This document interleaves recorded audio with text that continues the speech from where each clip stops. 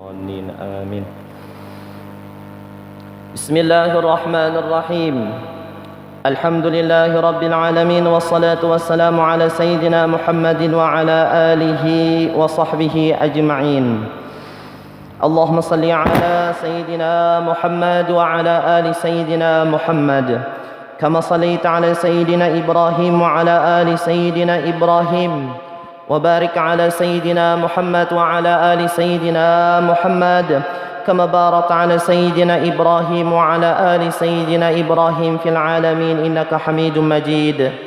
نوينا التعلم والتعليم والتذكر والتذكير والنفع والانتفاع والإفادة والاستفادة والحث على التمسك بكتاب الله وسنة رسوله والدعاء إلى الهدى والدلالة إلى الخير ابتغاء وجه الله ومرضاته وقربه سبحانه وتعالى.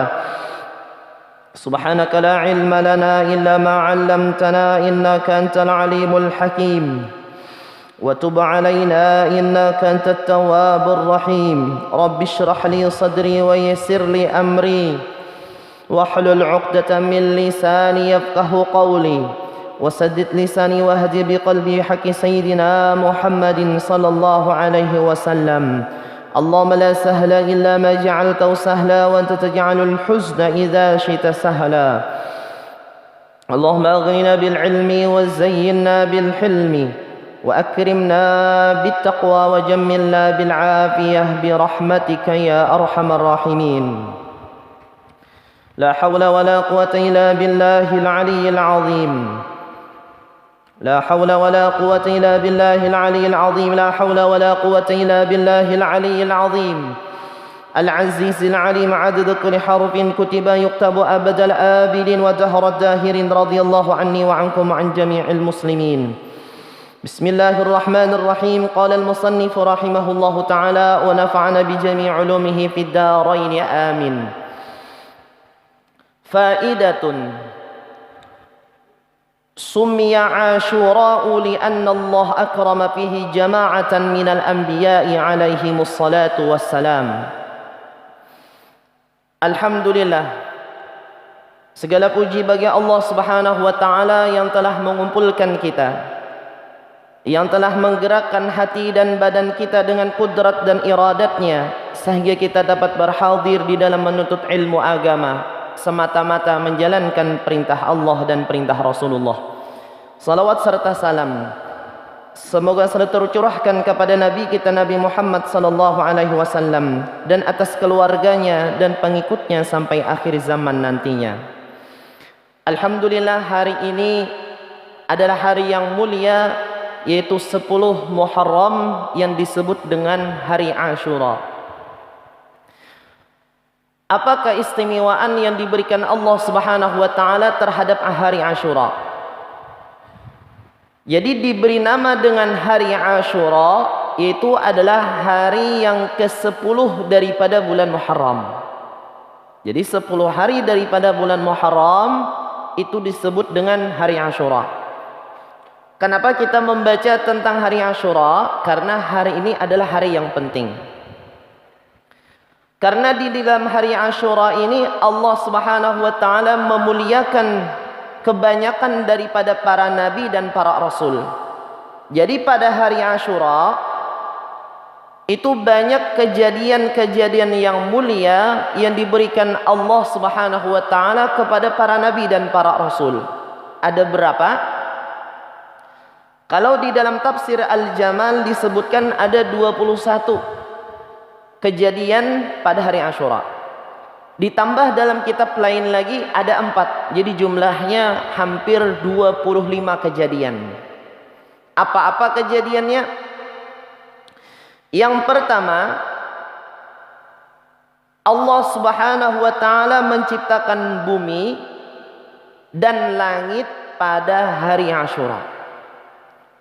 Jadi bahasanya ulang tahun bumi dan langit yaitu ketika 10 Muharram. Ketika bergulirnya 1 tahun ke tahun berikutnya itu adalah ulang tahun bumi. Cuman sayang kita kada tahu jumlah berapa tahun sudah bumi berada di sini. Entah 1 miliar tahun mungkin, Entah 1 juta tahun mungkin, karena kita kada 6 tahunnya. Yang tahu cuman Allah Subhanahu wa taala. Karena seiring berjalannya waktu, manusia ini bergantian hidup. Saat ini masa-masa kita hidup, mungkin setelah 70 tahun kaina, kita masa pulang berubah di alam kubur. Anak dan cucu kita pulang yang melanjutkan masa-masa hidup di bumi.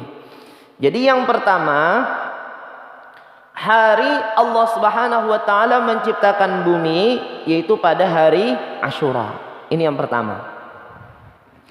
Kemudian yang kedua, Allah Subhanahu wa taala menciptakan Nabi Adam pada hari Jumat setelah zuhur sampai asar hari Asyura.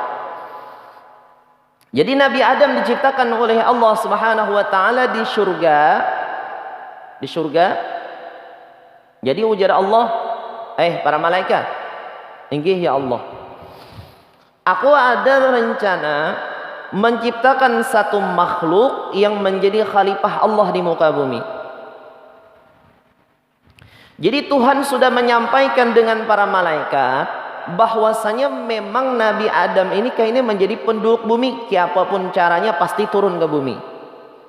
Akhirnya terciptalah seorang manusia yang diberi nama oleh Allah dengan Adam, yaitu adalah Abul Bashar, anak ayahnya manusia. Ini nomor 2. Kemudian nomor 3 adalah pendaratan kapalnya Nabi Nuh alaihi salam. Jadi ketika saking banyaknya umat-umat yang terdahulu membangkang kepada para nabi-nabinya, termasuk Nabi Nuh. Jadi Nabi Nuh ini berdakwah berapa tahun? 1000 tahun. Yang beriman cuma 40 orang manusia. 1000 tahun. Kada gampang kita hidup 100 tahun ya, alhamdulillah. Ini 1000 tahun berdakwah, menyampaikan risalah Allah, yang beriman cuma 40. Ujar Allah, Nuh, ulah kapal. Akhirnya diulah kapal Nabi Nuh, riwayatnya minsaj. Minsaj ini dari kayu jati. Jadi kayu jati ini kayu paling kuat. Diulah. Ujar Allah Subhanahu wa taala, bila tanurnya sudah mendidih, sudah masukkan seluruh binatang dan manusia. Tanur itu alat gasan memasak roti. Model bulat bentuknya, di bawahnya dianu harang. Jadi bila mendidih saurangan ini dengan iradat Allah, itu ujar Allah sedang siap-siap. Akhirnya ketika mendidih Nabi Nuh ini tanurnya langsung bergesak masuk ke dalam kapal berataan. Semua makhluk dimasukkan oleh Allah Subhanahu wa taala, diizinkan oleh Nabi Nuh. Cuman yang terakhir ada yang hampir kada diizinkan. Siapa? Ular. Ujar ular, wahai Nabi Nuh, ulun hendak masuk juga. Bila ulun kada masuk, habis dah zuriat ular seumur hidup kena ada lagi. Ujar Nabi Nuh, ikam bahari yang menjadi penyebab datukku Nabi Adam dikeluarkan dari surga. Aku kada akan mengizinkan. Ujar ular, siapa zuriat kami kena ular? Karena ular ni walaupun makhluk yang berbisa, ada aja manfaatnya diciptakan oleh Allah Ta'ala. Habis kena bangsa ular, ujar ular. Ujar Nabi Nuh, aku kada mengizinkan ikam kecuali ada perjanjian. Apa perjanjiannya? Ujar Nabi Nuh, siapa caranya suatu saat bila ikam umpat dalam kapal, zuriat manusia yang di dalam kapal ini selamat dari ikam. Akhirnya berbikin perjanjian antara Nabi Nuh dan ular tadi.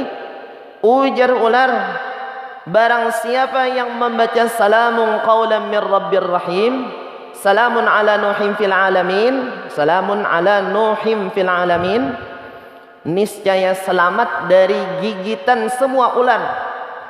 Ini sudah perjanjian Nabi Nuh dengan ular.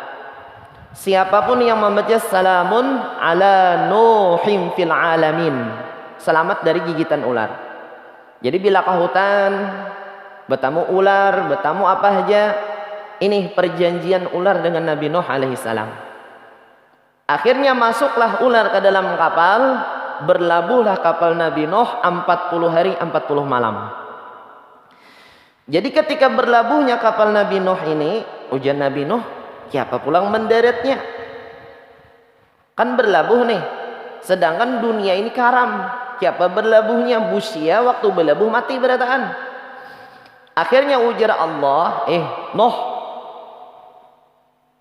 wa ya samau aqli'i wa ghidal ma wa qudiyal amr wastawat 'alal judi. Hujan ampe, banyu yang di bumi disuruh oleh Allah menyerap. Akhirnya kapal Nabi Nuh mulai turun. Baca ujar Allah, Bismillahirrahmanirrahim.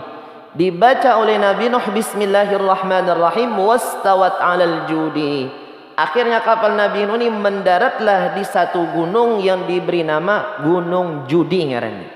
Di mana?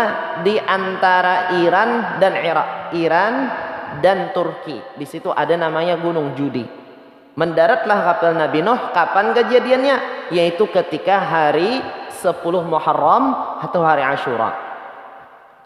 Ujar Nabi Nuh, kita selamat sudah alhamdulillah hari ini. Ujar semua burung dan makhluk, ya apa kita merayakan selamat rasa syukur kepada Allah Ta'ala. Ujar Nabi Nuh, kumpulkan sisa-sisa makanan kita. Masukkan segenggam durrah. Durrah ini jagung. Masukkan gandum. Masukkan macam-macam, masukkan ke dalam satu bejana, satu kawah. Akhirnya di kawah itu seberatan diberi makani kepada makhluk hidup yang berada di dalam kapal tadi.